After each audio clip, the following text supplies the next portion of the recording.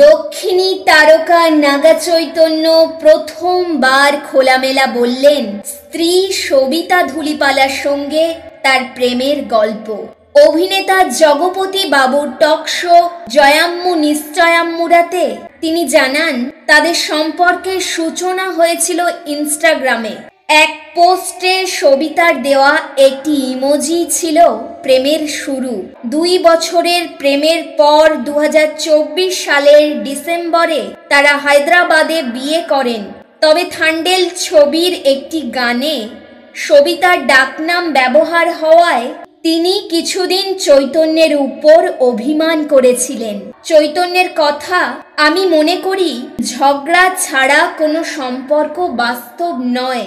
অনুষ্ঠানে আরও বলেন সবিতাকে ছাড়া আমি বাঁচতে পারবো না।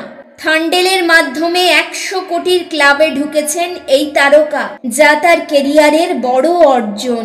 বর্তমানে তিনি কাজ করছেন পরিচালক কার্তিক দান্ডুর নতুন পৌরাণিক থ্রিলারে।